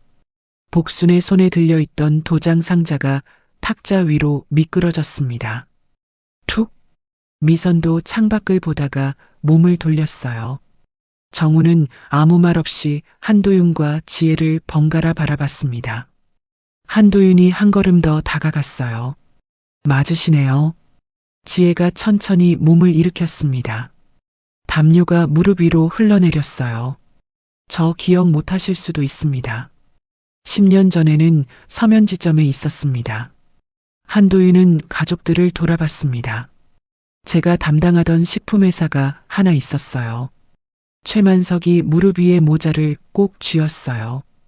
부도까지 2주가 남은 상태였습니다. 저희 은행에서도 대출금을 회수하기로 결정했고요. 가게 안에는 한도윤의 목소리만 이어졌습니다. 본사에서 파견된 직원들이 몇 달 동안 장부를 봤는데도 손실 원인을 찾지 못했습니다. 한도윤의 시선이 지혜에게 돌아갔어요. 그런데 이분이 오시고 사흘 만에 적자가 나는 계약과 돈이 새는 상품을 전부 찾아냈습니다. 복순의 손가락이 인감도장 상자 위에서 굳었어요. 한도윤은 말을 이어갔습니다. 상품 수를 줄이고 손해보는 거래를 끊고 남은 자금의 순서를 다시 세웠죠. 지혜는 고개를 들지 않았어요. 무릎이 담요의 모서리만 반듯하게 접고 있었습니다. 그 회사는 폐업하지 않았습니다. 한도윤이 옅게 웃었어요. 지금도 운영 중이고 지난해에는 공장도 하나 더 늘렸습니다. 가게 안이 조용해졌습니다. 최만석이 천천히 고개를 들었어요. 김동식도 펼쳐놓은 서류에서 손을 뗐습니다. 복수는 지혜 쪽으로 몸을 돌렸어요. 그게 말이 입안에서 걸렸습니다. 복수는 다시 물었어요. 그게 정말 너니? 지혜는 담요를 접어 무릎 위에 올려놓았습니다. 네. 복순의 시선이 낡은 담요에서 지혜의 얼굴로 올라갔어요. 그런 사람이, 복순의 목소리가 낮아졌습니다. 그런 사람이 왜 매일 잠만 자고 있었니? 지혜는 의자 등받이에 담요를 걸치고 일어섰어요. 저는 답이 나온 뒤에는 오래 움직이지 않아요. 지혜가 탁자 앞으로 걸어왔습니다. 무조건 오래 일하는 것보다 어디를 고쳐야 하는지 먼저 보는 편이고요. 지혜는 자신이 얼마나 대단한 사람인지 설명하지 않았습니다. 가족들이 매일 보면서도 이해하지 못했던 행동을 말했을 뿐이었죠. 미선이 벽시계를 바라봤어요. 초침이 12시 방향을 향하고 있었습니다. 2시 59분이야. 밖에서는 아무 소리도 들리지 않았어요. 골목도 그대로 비어 있었습니다. 미선이 지혜를 보며 다시 말했어요. 1분 남았어. 그 순간이었습니다. 유리문에서 가벼운 소리가 났어요. 또? 잠시 뒤 다시 한번. 또? 정우가 유리문 쪽으로 걸어갔습니다. 손잡이를 잡고 문을 열었어요. 문 앞에는 중년 여자 한 명이 서 있었습니다. 여자는 휴대전화 화면과 가게 간판을 번갈아 봤어요. 쑥콩떡 파는 곳이 여기 맞죠? 정우는 바로 대답하지 못했습니다. 여자의 어깨에 넘어가 보였거든요. 그 뒤에 또 다른 사람이 서 있었습니다. 그 뒤에도 있었고, 다시 그 뒤에도 있었어요. 줄은 좁은 골목을 가득 채운 채 모퉁이 너머까지 이어져 있었습니다. 정우는 문손잡이를 잡은 채 굳어 있었어요. 유리문 위의 방울이 계속 흔들렸습니다. 딸랑, 딸랑. 가게 전화가 울렸어요. 미선이 반사적으로 수화기를 들었습니다. 네, 복순떡집입니다. 미선의 눈이 조금씩 커졌어요. 쑥콩떡 예약이요? 전화를 끊자마자 다시 벨이 울렸습니다. 미선은 수화기를 내려놓지도 못한 채 다음 전화를 받았어요. 네, 맞습니다. 6개 들어있는 상자요. 복수는 진열대 쪽으로 걸어가다가 문 앞에 줄을 발견했습니다. 들고 있던 앞치마가 손에서 미끄러졌어요. 바닥 위로 힘없이 떨어졌습니다. 김동식이 창밖을 내다보다 최만석 쪽으로 몸을 기울였어요. 이게 무슨 일이래요? 최만석은 대답하지 않았습니다. 무릎 위에 올려둔 모자를 내려놓고 자리에서 일어났어요. 지혜가 휴대전화를 꺼냈습니다. 화면을 켜 탁자 위에 올려놓았어요. 그날 새벽에 찍은 짧은 영상이 재생되고 있었습니다. 어두운 주방, 김이 피어오르는 떡시루, 반죽 위에서 천천히 움직이는 복순의 손, 화면 끝에는 손글씨 한 줄이 나타났어요. 매일 우리 가족이 먼저 먹어보고 내놓았습니다. 조회수 아래의 숫자가 계속 올라가고 있었습니다. 한도윤이 화면을 들여다봤어요. 이 영상을 언제 올리셨습니까? 오늘 아침 7시요. 지혜는 가게 앞에 들어오기 시작한 손님들을 바라봤습니다. 동네 커뮤니티하고 짧은 영상 플랫폼 2군데에 올렸어요. 미선이 휴대전화 앞으로 다가왔어요. 영상을 처음부터 다시 재생했습니다. 영상에는 빈이야기가 나오지 않았어요. 가게가 문을 닫는다는 말도 없었습니다. 불쌍하다고 한 번만 도와달라는 문장도 없었어요. 새벽 4시에 쑥을 삶는 손, 콩을 고르는 손, 반죽을 접는 손, 그게 전부였습니다. 화면 위로 댓글 하나가 올라왔어요. 우리 어머니 손 같아서 한참 봤습니다. 또 다른 댓글이 이어졌습니다. 이런 떡집이 아직 남아 있었네요. 미선의 입술이 몇 번 움직였어요. 이것만 올렸는데 사람들이 온 거야? 지혜는 휴대전화를 주머니 안에 넣었습니다. 35년 동안 만드셨잖아요. 지혜의 시선이 안쪽 작업실의 복순에게 향했어요. 맛이 없어서 안 팔린 게 아니에요. 지혜는 손님의 손에 들린 휴대전화를 바라봤습니다. 화면에는 같은 영상이 재생되고 있었어요. 이곳에 이런 떡이 있다는 걸 아무도 몰랐던 거예요. 가게 안으로 손님들이 들어오기 시작했습니다. 영상 보고 왔어요. 쑥콩떡 2상자 주세요. 오늘 못 사면 예약이라도 할게요. 정우는 진열대에서 상자를 꺼내기 시작했어요. 미선은 계산대 앞에 서서 예약 명단을 펼쳤습니다. 복수는 잠깐 진열대를 바라보다 안쪽 작업실로 들어갔어요. 떡시루 뚜껑이 열렸습니다. 하얀 김이 천장까지 솟아올랐어요. 문을 연 지 20분 만에 일주일치 예약이 모두 찼습니다. 진열대에 놓인 당일 판매분도 1시간이 되기 전에 바닥났어요. 미선의 볼펜은 종이 위에서 멈추지 않았습니다. 오늘 건 다 나갔고요. 한 줄. 내일도 마감됐습니다. 또 한 줄. 모레는 오전 수령만 남았어요. 전화가 다시 울렸습니다. 미선이 수화기를 들여다가 지혜를 불렀어요. 지혜야. 이름을 부른 건 처음이었습니다. 예약이 계속 들어오는데 어디까지 받아? 오늘 만들 수 있는 만큼만 받으세요. 미선이 볼펜을 내려놓았습니다. 뭐? 그 뒤는 다음 주로 넘겨요. 지금 아니면 언제 이렇게 팔아?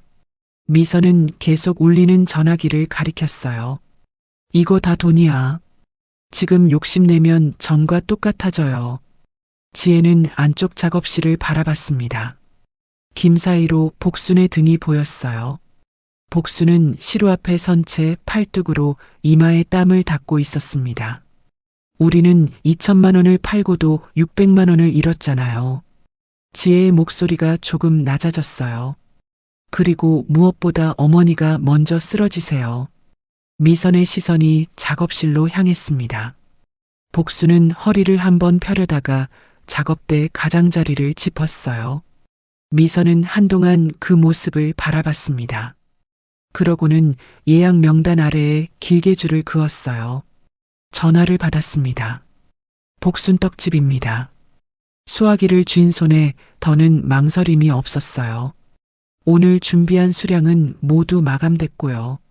미선이 지혜를 한번 바라봤습니다. 다음 주 화요일부터 예약 가능합니다.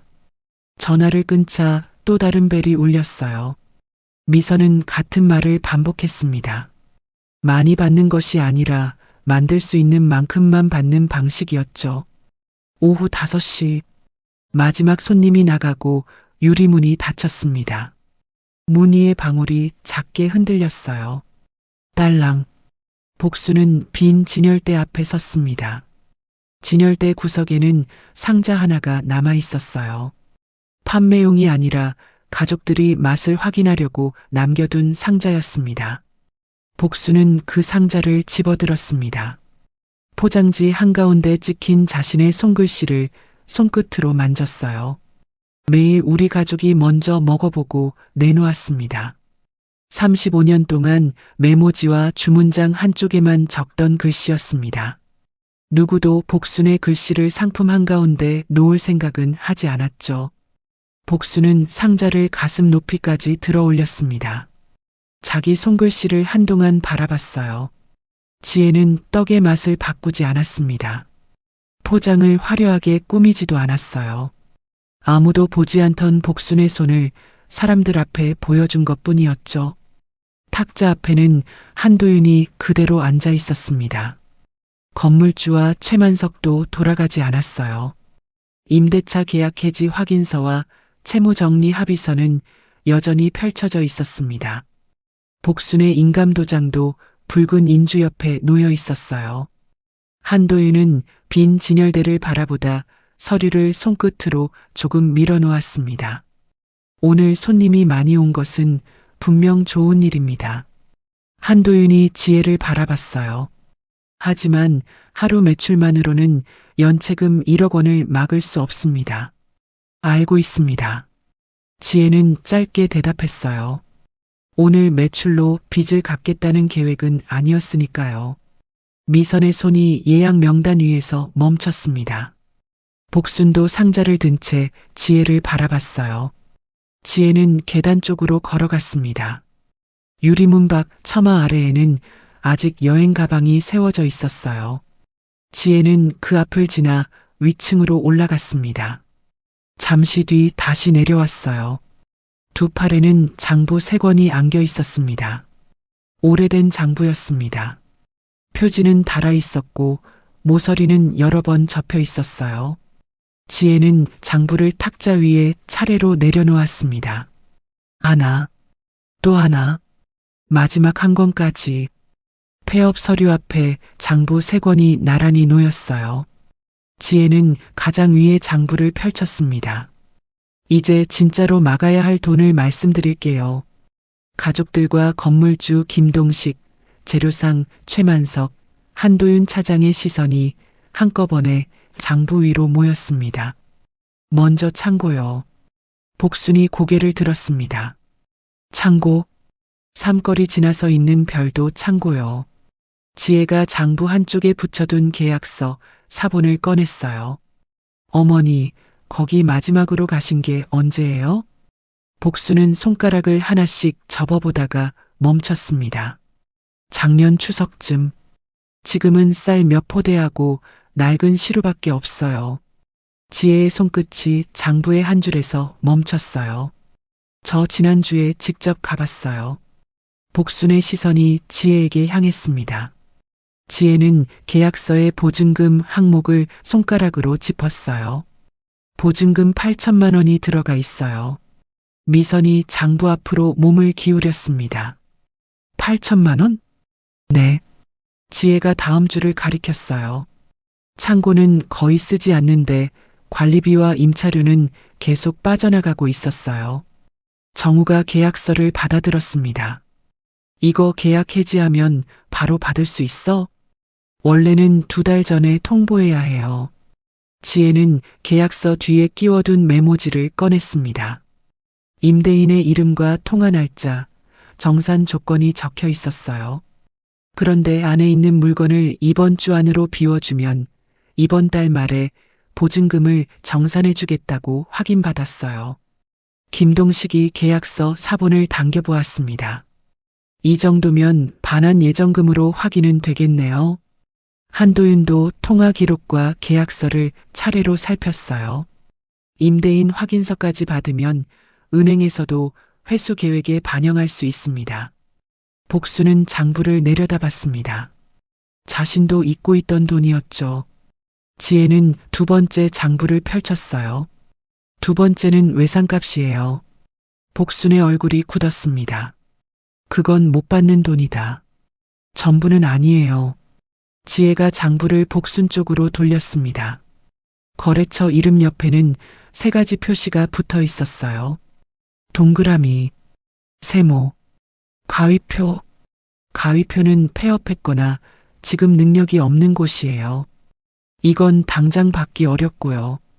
지혜의 손끝이 세모 표시를 지나 동그라미가 그려진 거래처에서 멈췄습니다.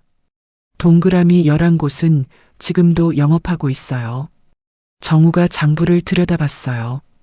그런데 왜 아직 못 받은 거야? 복순이 먼저 시선을 피했습니다.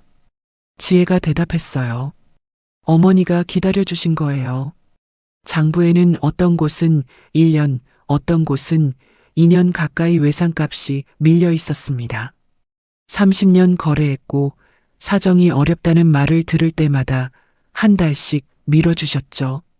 복순의 손가락이 앞치마 끝을 접었습니다. 장사하다 보면 그럴 수도 있지. 그럴 수 있어요.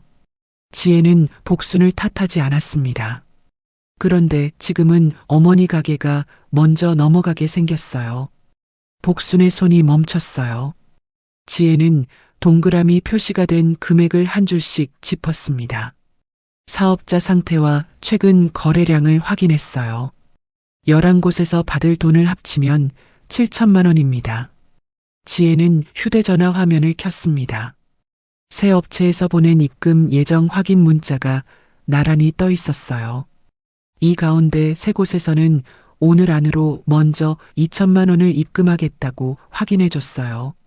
미선이 물었습니다. 그걸 다 바로 준대? 한꺼번에는 어려울 거예요. 지혜는 장부 사이에 끼워둔 서류 초안을 꺼냈습니다. 그래서 내용 증명으로 변제 기한을 정하고 일시 상환과 분할 상환을 나눠서 제한하려고 해요. 지혜가 한도윤 쪽을 바라봤어요. 변제 계획서를 받고 첫 납입일을 확정하면 은행에서도 회수 예정금으로 인정할 수 있죠? 한도윤이 서류를 살펴본 뒤 고개를 끄덕였습니다. 채무자가 금액을 인정하고 서면으로 상환 계획을 제출한다면 가능합니다. 최만석은 무릎 위에 놓았던 모자를 벗어 옆에 내려놓았어요. 한도윤이 말을 이었습니다. 특히 영업 중인 거래처라면 일부는 먼저 회수할 수 있을 겁니다. 지혜가 복순을 바라봤습니다. 다만 어머니가 직접 전화하시면 안 돼요. 복순의 눈썹이 움직였어요. 왜? 또 기다려 주실 테니까요. 복순은 반박하지 못했습니다. 수십 년 동안 장부보다 사람 말을 먼저 믿어왔죠. 그 믿음이 틀린 것은 아니었습니다. 하지만 누구를 기다려주는 동안 복순의 가게는 아무도 기다려주지 않고 있었어요. 현재 통장 잔액과 오늘 들어올 돈을 합치면 우선 2,300만 원을 낼 수 있어요. 나머지는 창고 보증금 반환일에 맞춰 정리할 계획이고요. 지혜는 세 번째 장부를 펼쳤습니다. 마지막은 앞으로의 운영이에요. 장부 가운데에는 세로로 긴 선 하나가 그어져 있었어요. 왼쪽에는 24종류를 만들던 때의 숫자가 적혀 있었습니다. 오른쪽에는 6종류만 예약제로 판매했을 때의 숫자가 적혀 있었죠. 재료비, 폐기량, 배달비, 포장비, 실제 남는 금액. 한도윤이 의자를 조금 당겨 앉았습니다. 지혜가 왼쪽 페이지를 짚었어요. 아직 종료되지 않은 단체 주문 계약이 3개 남아 있어요. 미선이 계약처 이름을 확인했습니다. 이거 다음 달 행사 주문이잖아. 지난번 500상자와 조건이 거의 같아요. 지혜가 무료 배송과 반품 조건에 밑줄을 그었습니다. 받을수록 손해가 커지는 계약이에요. 복순이 물었어요. 그럼 이것도 안 한다는 거니? 이번 달 예정분까지만 정리하고 이후 주문은 받지 않겠다고 금요일에 통보했어요. 복순이 지혜를 바라봤습니다. 나한테 말도 안 하고? 지혜는 고개를 숙이지 않았어요. 계약 종료 통보 기한이 금요일까지였어요. 복순의 입술이 움직였습니다. 하지만 지난번 600만 원 손실이 적힌 장부가 바로 옆에 놓여 있었어요. 복순은 끝내 아무 말도 하지 않았습니다. 지혜의 손이 오른쪽 페이지로 옮겨갔어요. 6종류만 예약제로 판매하고 예약금 50%를 먼저 받으면 재료비를 빚내서 마련할 필요가 없어요. 다음 숫자를 짚었습니다. 하루 생산량을 지키면 버리는 떡도 거의 없어지고요. 그 아래에는 월별 예상 이익과 빚 상환 가능액이 적혀 있었습니다. 이 돈이 있어야 남은 빚을 나눠 갚을 수 있어요. 지혜는 장부 3권을 나란히 놓았습니다. 첫 번째 장부, 창고 보증금 8천만 원. 두 번째 장부, 회수 가능한 외상값 7천만 원. 세 번째 장부, 적자를 멈추고 매달 돈이 남는 운영 계획. 지혜가 한도윤을 바라봤어요. 창고 보증금 반환 확인서와 거래처 상환 계획서를 받으면 다음 주부터 회수되는 돈을 연체금에 먼저 넣을 수 있어요. 한도윤은 장부를 앞으로 당겼습니다. 3권을 처음부터 다시 넘겼어요.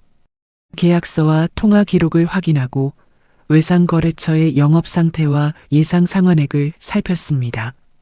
세 번째 장부에서는 계산기를 꺼내 지혜가 적은 숫자를 다시 눌렀어요.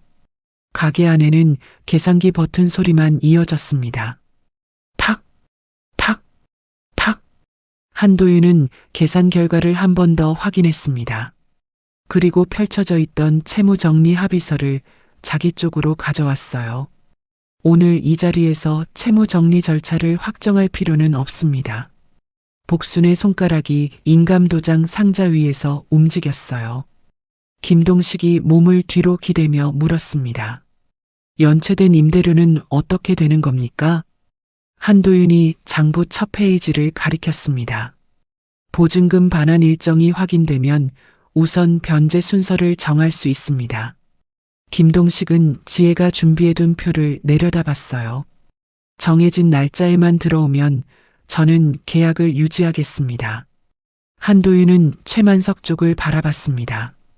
재료비 미수금도 분할 상환으로 조정해 주실 수 있습니까? 최만석이 무릎 위에 모자를 천천히 돌렸어요. 매달 약속한 금액만 들어오면 됩니다. 그는 복순 쪽을 한번 바라봤습니다. 15년 거래한 가게인데 문 닫는 것까지 보고 싶지는 않아요. 한도윤은 폐업 관련 서류를 한쪽으로 밀었습니다. 대신 빈 종이 한 장을 꺼내 상단에 적었어요.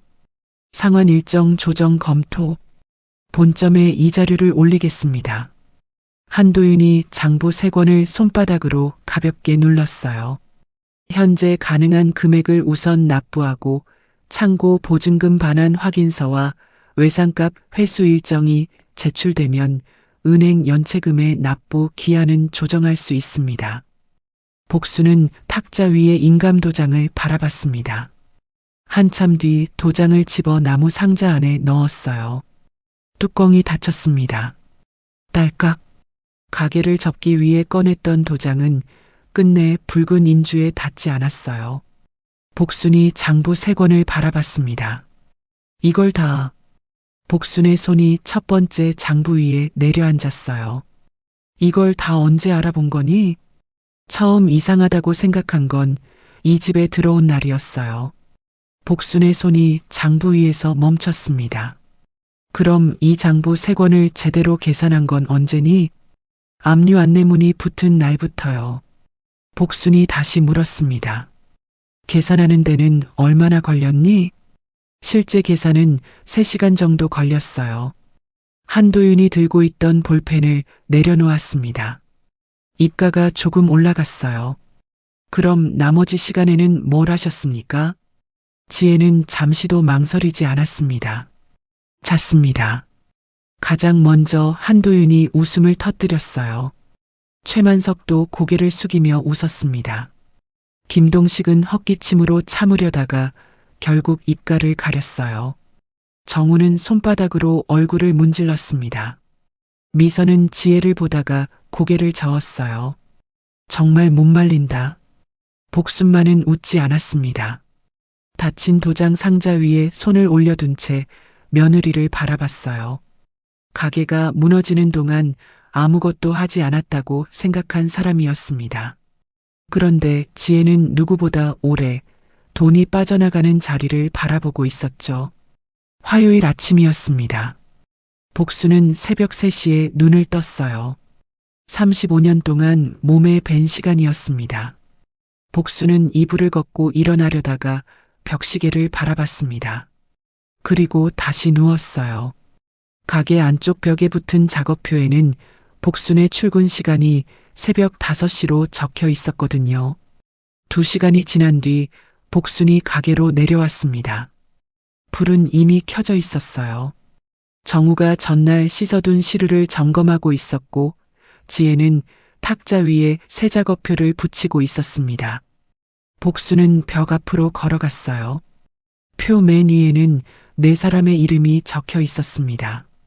오복순, 6종류의 막과 하루 생산량 관리, 박정우, 생산 일정과 배달 동선 관리, 박미선, 예약 확인과 포장 관리, 윤지혜, 매주 2차례 장부와 수익 구조 점검.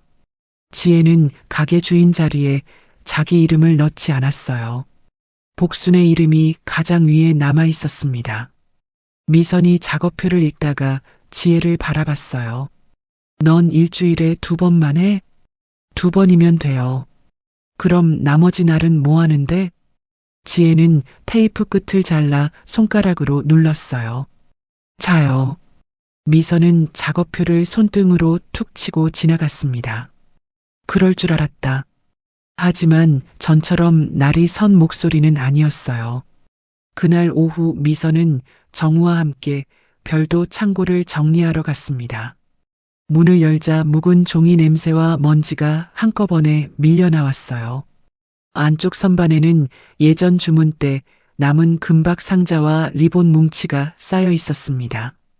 가게 이름까지 찍혀 반품할 수 없는 상자만 300개였어요.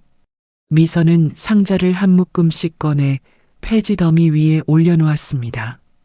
금박이 형광등 아래에서 번쩍였어요. 정우가 상자 하나를 뒤집어 보며 물었습니다. 이거 정말 반품 안 된대? 우리 가게 이름까지 찍어서 안 된대. 미선은 상자 하나를 손에 든 채 가만히 서 있었어요. 손가락으로 금박 무늬를 문질렀습니다. 나는 포장이 화려하면 떡도 비싸 보이는 줄 알았어. 상자가 폐지 더미 위에 놓였어요. 그런데 내가 보여주고 싶었던 게 떡이었는지 나였는지 모르겠다. 창고 입구에서 작은 소리가 났습니다. 지혜가 빈 상자를 들고 서 있었어요. 미선이 손바닥에 먼지를 털었습니다. 뭐야? 정리 도우러 왔어요. 비웃으러 온 거 아니고? 지혜는 대답 대신 폐지 더미 옆에 빈 상자를 내려놓았습니다. 형님, 어제 예약 명단 받아 적으신 거요. 미선이 돌아봤어요. 그게 왜? 손님 이름하고 전화번호를 전부 묻지 않고도 적으셨더라고요. 미선의 눈썹이 올라갔습니다. 단골인데 그걸 왜 물어? 저는 못 외워요. 지혜가 선반 위에 남은 상자를 하나 꺼냈습니다. 누가 인절미를 좋아하고 어느 집이 꿀찰떡을 명절마다 사가는지도 모르고요. 미선은 지혜의 손에 들린 상자를 바라봤어요. 그래서 예약하고 포장하는 일은 형님이 제일 잘하실 거예요. 미선의 손이 잠깐 멈췄습니다. 지혜가 덧붙였어요. 손도 빠르시잖아요. 미선은 지혜의 손에서 금박 상자를 빼앗았습니다. 됐어. 말로 때우지 말고 치우기나 해. 하지만 그 상자는 폐지 더미 위로 가지 않았어요.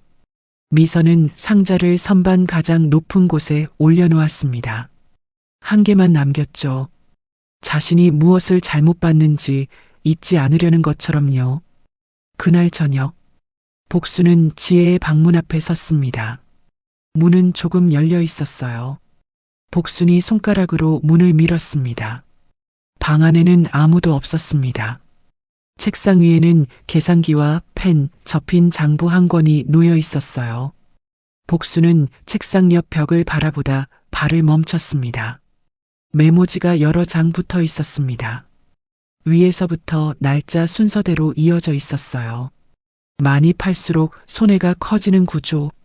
24가지 중 실제 이익 상품 6가지. 맛은 바꾸지 않는다. 찾게 만드는 방법만 바꾼다. 그 아래에도 메모가 이어졌습니다. 어머니 하루 생산 가능량.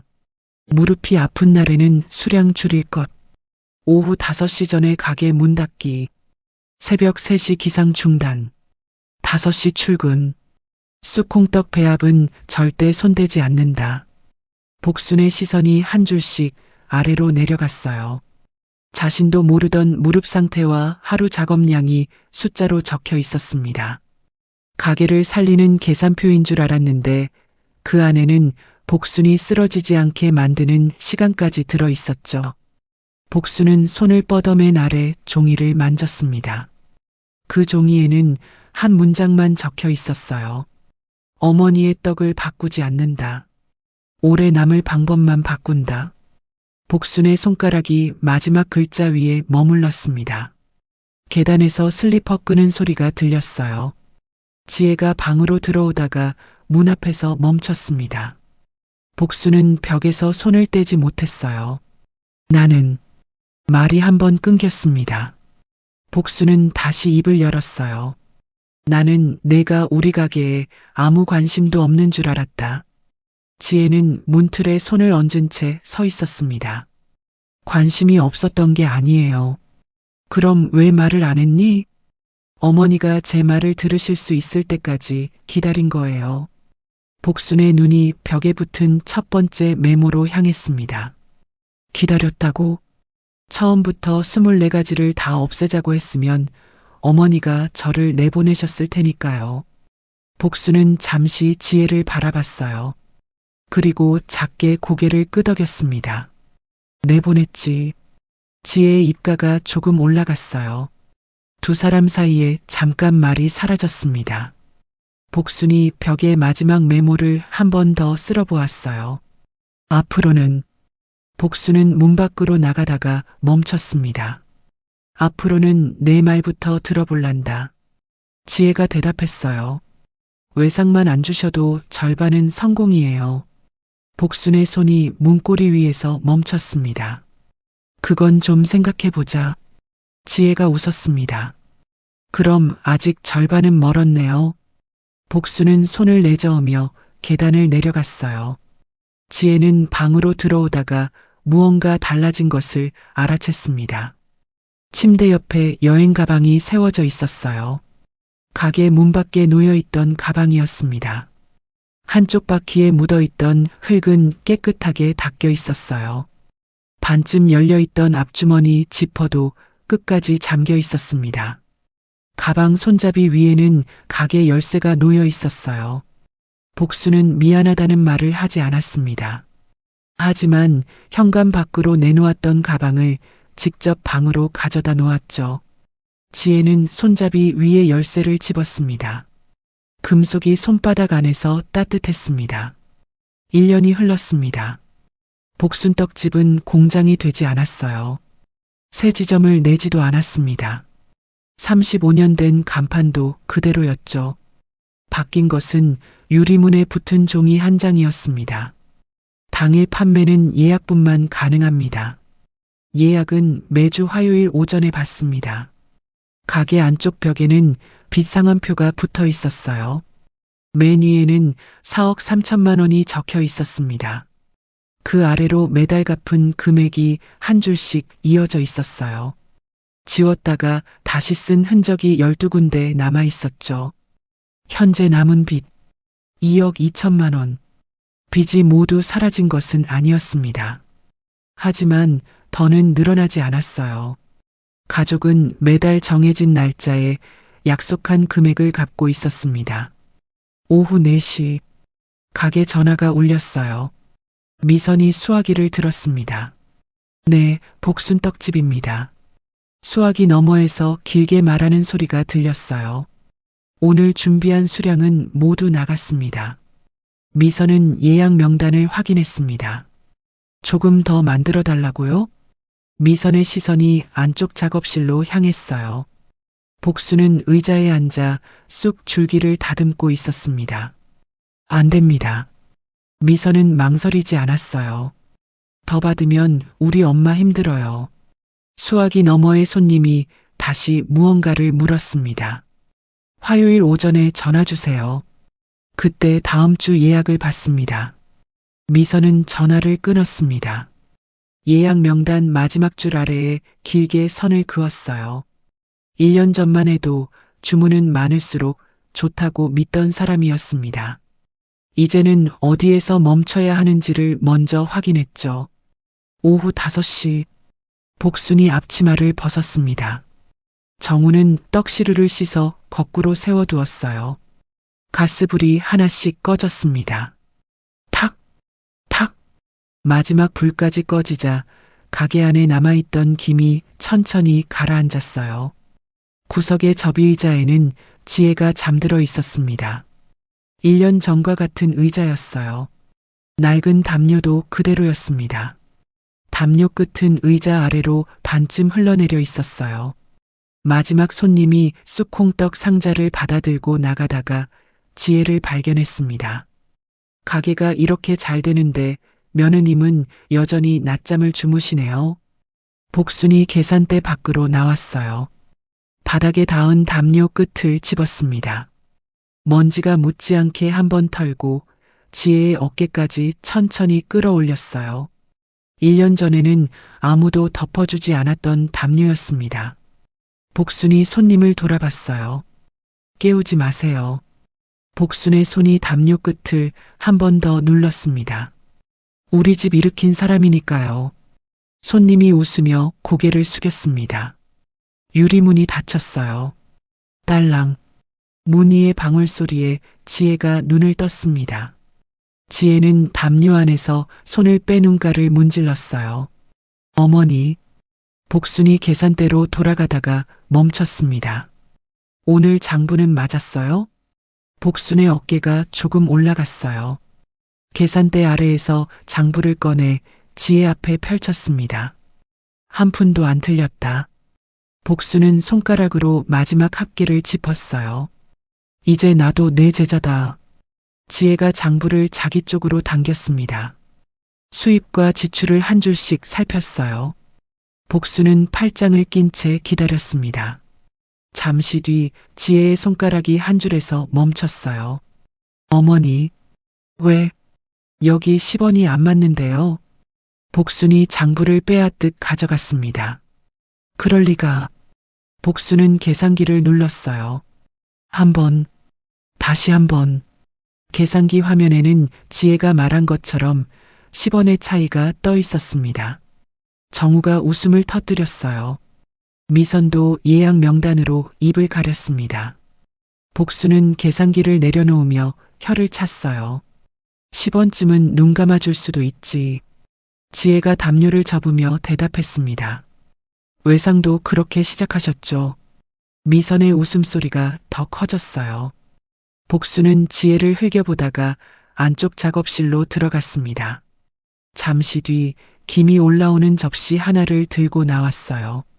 접시에는 쑥콩떡이 담겨 있었습니다. 그 옆에는 메뉴판에서 사라진 떡이 하나 놓여 있었어요. 계피떡? 지혜의 시선이 그 떡에서 멈췄습니다. 복수는 접시를 탁자 위에 내려놓았어요. 오늘 6개만 만들었다. 주문 받으셨어요? 아니다. 복순이 앞치마 주머니에 손을 넣었습니다. 낡은 이름표 하나를 꺼냈어요. 먹물이 번진 3글자. 계피떡? 1년 전 지혜가 메뉴판에서 택배 복순의 손바닥 위에 올려줬던 이름표였습니다. 복순은 그것을 잠시 바라보다 다시 주머니 안에 넣었어요. 파는 떡 아니야. 복순이 빈 의자를 당겨 앉았습니다. 우리 먹으려고 만든 거다. 적자가 나는 메뉴는 되살리지 않았습니다. 대신 가족이 기억하고 싶은 맛만 6개 빚었죠. 복수는 쑥콩떡 하나를 지혜 앞으로 밀어놓았습니다. 점심 메뉴부터 묻던 애니까 먹을 건 남겨놔야지. 지혜는 떡을 집어 한 입 베어 물었어요. 천천히 씹었습니다. 쑥 향이 입안에서 사라질 때까지요. 역시 어머니 쑥콩떡이 제일 맛있어요. 복수는 대답하지 않았습니다. 다만 계피떡이 담긴 접시를 4사람 가운데로 조금 더 밀어놓았어요. 정우가 하나를 집었고 미선도 손을 뻗었습니다. 4사람은 문을 닫은 가게 안에 둘러앉아 떡을 나눠 먹었어요. 창밖은 이미 어두워지고 있었습니다. 유리문에 붙은 예약 안내문이 가로등 불빛을 받아 희미하게 흔들렸죠.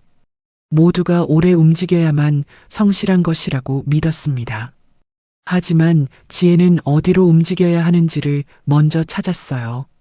잠만 잔다고 무시받던 며느리는 누구보다 많은 일을 한 사람이 아니었습니다. 무너져가던 가족이 헛된 곳으로 달려가지 않도록 방향을 찾아준 사람이었죠. 그리고 아무도 덮어주지 않았던 낡은 담요는 이제 달라져 있었습니다. 지혜가 스스로 끌어올리지 않아도 되었어요. 그녀가 잠든 사이 가족이 먼저 다가와 덮어주고 있었으니까요.